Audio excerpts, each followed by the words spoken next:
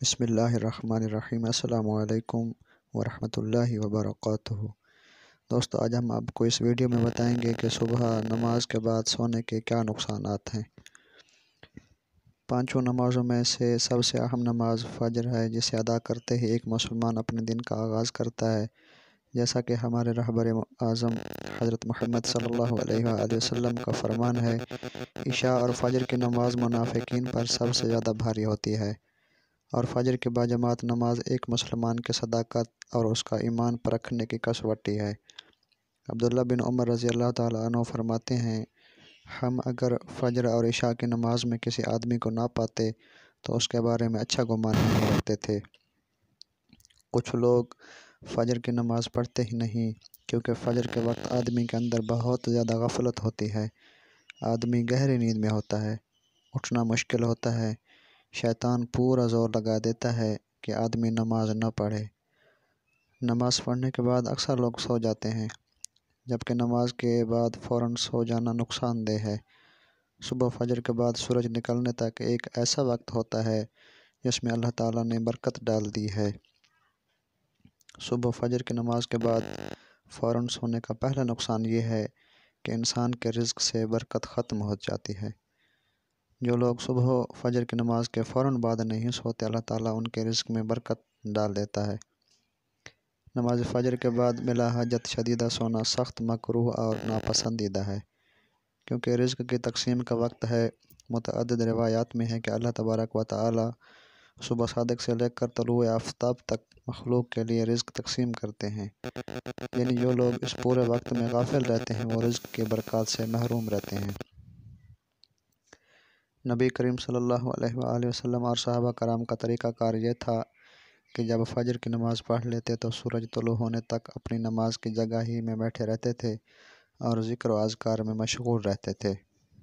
اس وقت میں ذکر خدا میں لگے رہنا رزق کے حصول میں زیادہ باعث نفع ہے۔ جیسا کہ صحیح مسلم میں سماک بن حرب سے مروی ہے، میں نے جابر بن سمرہ سے کہا، کیا تم رسول اللہ صلی اللہ علیہ وآلہ وسلم کے ساتھ بیٹھا کرتے تھے؟ تو انہوں نے کہا، ہاں، بہت زیادہ۔ اب فجر کی نماز جس جگہ پڑھتے تھے اسی جگہ سورج طلوع ہونے تک بیٹھے رہتے تھے۔ چنانچہ جب سورج طلوع ہو جاتا تو کھڑے ہو جاتے تھے۔ آپ کے ساتھی باتیں کرتے کرتے جاہلیت کے زمانے کی باتیں بھی کرتے تو صحابہ کرام سن کر ہنستے اور آپ صرف مسکرا دیتے۔ چنانچہ صبح کے وقت میں رزق کی تلاش کرنے والوں کے لیے آپ صلی اللہ علیہ وآلہ وسلم نے خصوصی دعا بھی فرمائی ہے۔ ترمذی شریف میں آتا ہے کہ جناب رسول اللہ صلی اللہ علیہ وآلہ وسلم نے فرمایا، اللہم بارک لامتی فی بکورہا، اے اللہ میری امت کے لیے صبح کے وقت میں برکت عطا فرما۔ یہ دعا ساری امت کے لیے کی گئی ہے، خواہ وہ مالدار ہوں یا غریب، چاہے وہ بھی کام دھندہ کرتے ہوں۔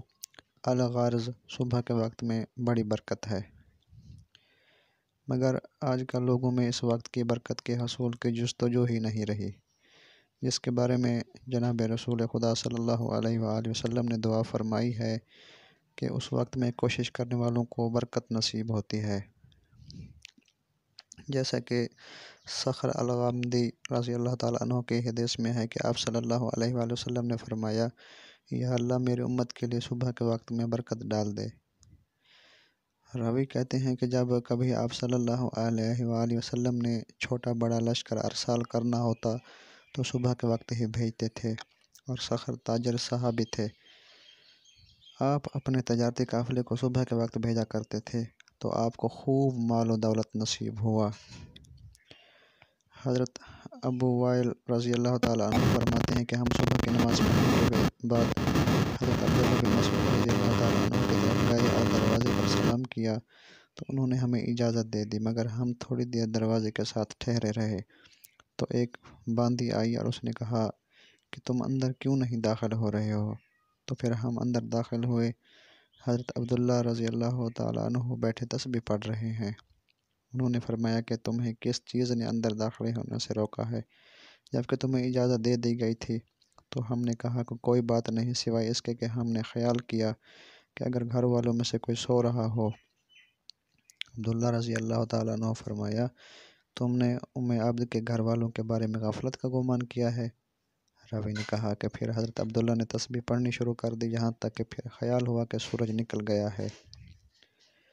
تو باندی نے فرمایا دیکھو کہ سورج نکل آیا ہے۔ حضرت عثمان رضی اللہ تعالیٰ عنہ سے مروی ہے کہ آپ صلی اللہ علیہ وآلہ وسلم نے فرمایا صبح کی نماز کے بعد سورج نکلنے تک ذکر میں لگے رہنا رزق کے حصول میں زیادہ باعث نفع ہے۔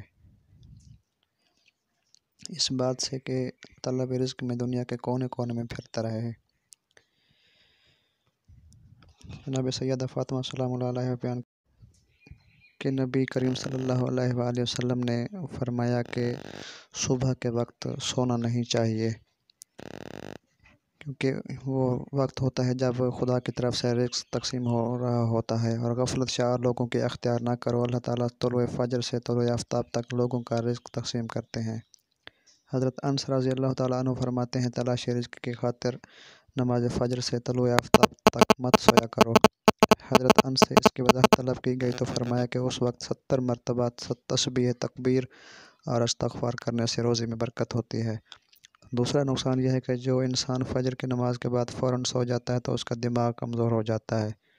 آپ یہ آزما کر دیکھ لیں، جو فجر کے بعد فوراً سو جاتا ہے اس کا ذہن بہت کمزور ہوگا، ذہن میں کوئی چیز نہیں ٹھہرتی ہوگی، صبح کو جو چیز یاد کی جائے وہ دیر تک یاد رہتی ہے۔ اس لیے فجر کی نماز کے فوراً بعد نہیں سونا چاہیے۔ ہاں اگر البتہ سونا چاہتے ہیں تو اشراق پڑھ کر سو جائیں۔ نماز فجر کے بعد بجائے سونے کے سورہ یاسین کی تلاوت کی جائے، کیونکہ عطا بن ابی رباح رضی اللہ تعالیٰ عنہ کہتے ہیں کہ حضور اقدس صلی اللہ علیہ وآلہ وسلم کا یہ ارشاد پہنچا ہے کہ جو شخص سورہ یاسین کو شروع دن میں یعنی جیسے ہی فجر کی نماز کے بعد شروع دن میں پڑھے، اس کے تمام دن کی حاجات اللہ کے حکم سے پوری ہو جائیں گی۔